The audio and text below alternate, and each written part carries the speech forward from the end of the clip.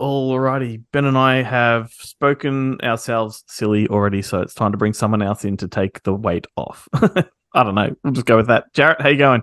Good guys, Harry. Happy to bear the load, so to speak. Uh, I don't know. Ben's looking at me like one of those confused dogs where his head's tilting, and it's like like, a well, I don't blame like a him because I, pug, I made like no a sense. pug. I was like, I haven't spoken a word the entire show, so I find it very confusing. I've just been sitting here in silence.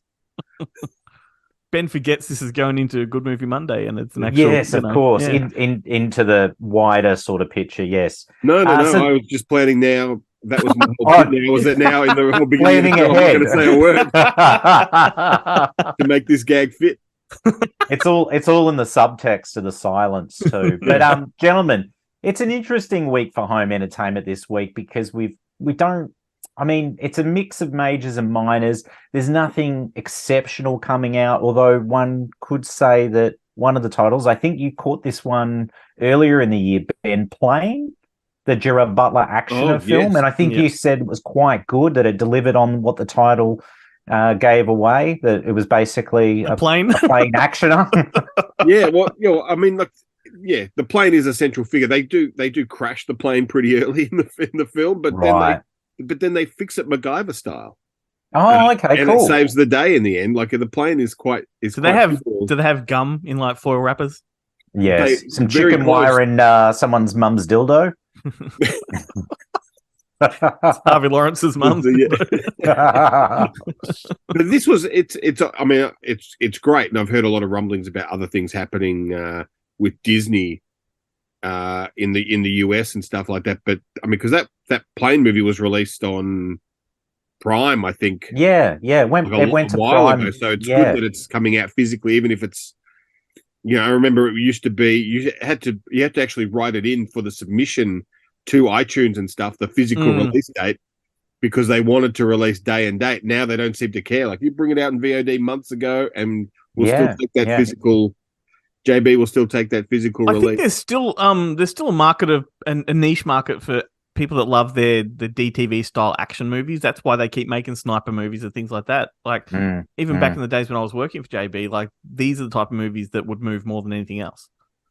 Yeah, it's true. It's true because I even see it on the forums and the Facebook groups that you've got your sort of hardened, action fans, and they don't mind the DTV action, and they literally still buy them physically. So, but it's good. I mean, Amazon's generally pretty good in terms of things that release to them exclusively for a window or whatnot. That they'll still do a physical release down the track. When it comes to movies, maybe not so much for TV series. Yep. But that was an interesting point you mentioned, Ben, Hang on, what because were you about to say there? TV shit. TV shit was the fact that Disney have announced, like in the last week, some major releases that they've had on their Disney Plus platform here in Australia and Hulu in the States, and they're going to release physical copies of them in the US, of course, because at this point in time, we're still without Disney, but who knows? Maybe with all these big titles coming, they may re-enter the local market. Like, I mean, Prey is finally coming to 4K Ultra Yeah, I'm looking HD forward to that. Blu-ray and DVD. And then we've got even these Star Wars and Marvel TV shows like Loki and, what was that? WandaVision and The Mandalorian. They're all coming out in 4K and Blu-ray in the States. So who knows? Maybe we'll see a return of Disney to the local market. But it is interesting to see that Disney have finally come to the table with releasing physical copies of their shows. And I mean, what does this mean for shows like Willow too, that was only on the platform for a few months before it was pulled and's gone back into the vault? Will it come out physically perhaps and then go back to the streaming platform? Time will sort of tell. But anyway, playing Gerard Butler action Blu-ray and DVD coming out this week. Also from Roadshow, curious one is the Children of the Corn remake. Now, this was the one they shot here in Australia and New South Wales back in 2020. It was shelved for a number of years, and then it got a release late last year in the States, and then locally it got a digital release here, and now it's finally surfacing on physical media and it's coming out on DVD.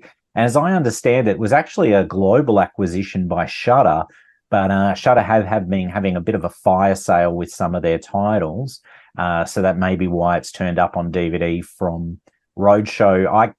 I'm apprehensive at looking at it because I've I just have no read interest in nothing it. but scathing things about it. I mean, they made enough of the Children of the Corn films, so unless they're actually going to spend money and do a proper movie, I don't think But I it's think really it's a worth the different while. take on the whole Children of Corn Yeah, thing. it's generally what they call a production budget less than a Dimension Films DTV budget. So I'd say it's a very cheap take on the source material. But yeah, so anyway, they're coming out, and then that's the major releases, or not the Children of the Corn's a major release, but then the indie Via Vision have got a bunch of releases coming out through imprint. There's 2 box sets and 2 really cool box sets. The first one's, an active focus on Jennifer Connelly. And that one's got Career Opportunities, Waking the Dead, and House of Sand and Fog.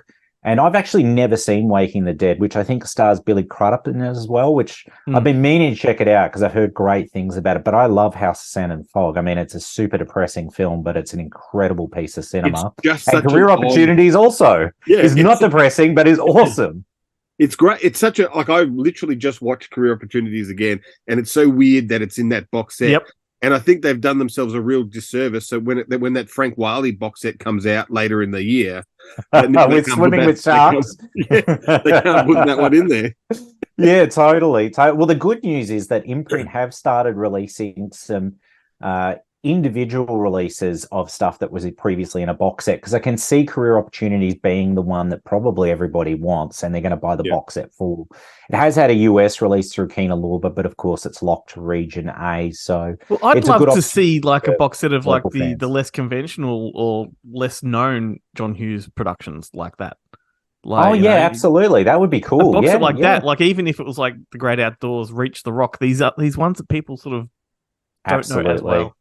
Absolutely, yeah. And I mean, if anyone was going to do it, Imprint could definitely do it because, that's their market.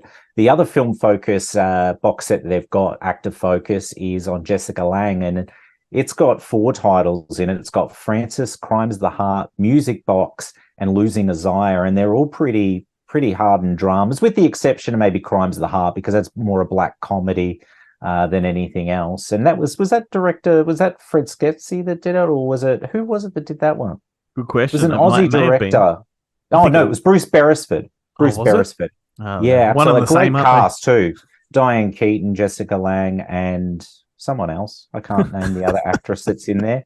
But yeah, it was a terrific film. I'm looking forward to revisiting that one. And I might mention with the Jennifer Connelly set too, there is new special feature content as well, because the Career Opportunities release that came out in the States had a handful of special features, but they've actually got more content on this release. So for me, it means I'm probably going to have to double dip and buy that box set because I just really want the special edition of Career Opportunities. Yep, would be good. Then there's a couple other... Replace the case with a 2-disc case and just keep it in the... Yeah, true. I've done it before, and I'll do it again. There's a couple other Imprint titles that are coming out. One which I think, Ben, might interest you. It's a 1994 feature, Miss Parker in the Vicious Circle. Was that something that you enjoyed back in the day? Yeah. Yes. With Jon Favreau has an early role in it, which I don't know if they cut him out completely. I remember him talking about it, and I can't remember. I know he's like a love interest. And I think it was his first ever sex scene. He has to have sex with her on the Algonquin round table. I'm keen to revisit that because I haven't seen it since the VHS days. I remember it got strong critical acclaim when it came out and was a pretty decent sort of Oscar nominee and whatnot. Is it Alan Parker again? Alan Rudolph. Alan Rudolph, that's right. Alan Rudolph, yes. So there's that, but there's also, and I love this movie, so I'm so glad that it's getting a Blu-ray release, Searching for Bobby Fischer. Oh, yeah. The professional, tiny chess player movie from 93. It was a bit of like a sleeper hit when it came out. Like it came out, got a theatrical, but it really found its market on video and then subsequently TV and even streaming. I always get it mixed up with that football movie about the kid who has got a terminal... No, it's not a football movie. So the kid who's got a terminal illness. They bring it up in like pop culture. Oh, The Cure? Sorry? The Cure? No, it's got a similar name to Bobby Fischer. Oh no, I know. Not Lorenzo Zoil. No. There's a lot of sick kid films from that era. But it's one of those people always talk about, like it's one of those movies like Rich Man Poor Man where there's like a rule to watching it where you where are you man enough to admit that you cried? Yeah. Yeah, Yeah, like absolutely. Simon Birch. Bloody Yeah, Simon Birch. Yeah. I just realised I'm drinking from an imprint mug, so this is Oh, appropriate. there you go. Nice. Nicely played. They should sponsor us, Glenn. I'm reckon. drinking from this Country Road bottle. Maybe they can sponsor the podcast too. I reckon they make a bit of money because their shit ain't cheap. Hey, and I just love it if we were sponsored by the Front Bottoms. Yeah, that's where I was going. Yeah, exactly. I'd love it if they toured Australia. Maybe you guys could do the support. So the other title, there is one more imprint title that's coming out, and admittedly, this is one that I've never seen. I actually never knew of this film's existence until they announced it. And it's a 2002 feature from a writer-director named Karen Mencreff, which is called Blue Car. Have either of you gentlemen ever seen or heard of this movie? I kind of know it, but I've never seen it. Blue Car, yeah, I haven't. I just completely missed that one. But yeah, that's coming out from imprint, and that's this week's releases. But I do have some news to share with you gentlemen as well. Bring it. And it's with regards to 2 new 4K Ultra HD releases that are going to be landing tentatively, we'll see, October 11th from Universal Sony Pictures Home Entertainment.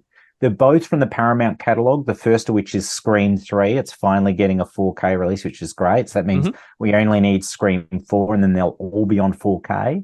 And then the last one, which is technically from the Dimension catalog, but it falls under Paramount these days, is Halloween H2O, the 1998 Steve Miner directed Halloween film. The one with Josh Hartnett? Yep. That is the one.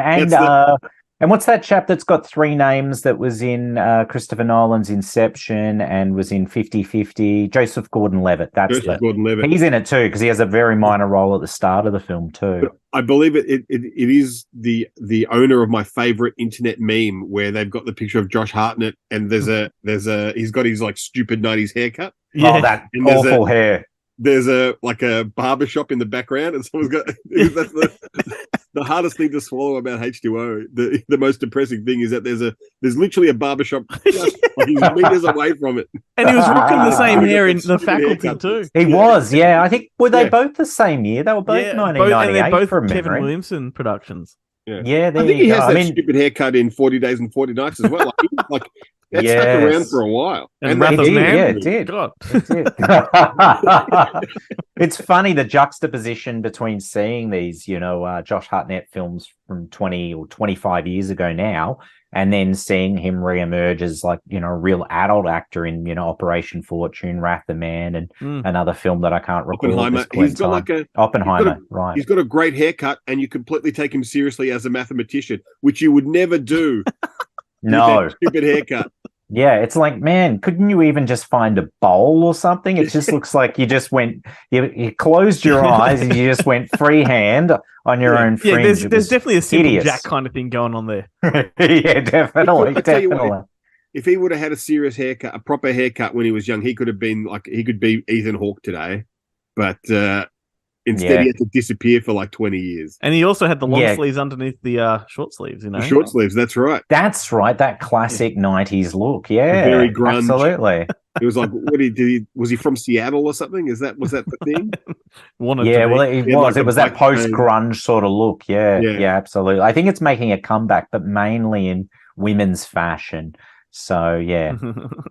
Anyway, gentlemen, that's all the news and all the releases for this week.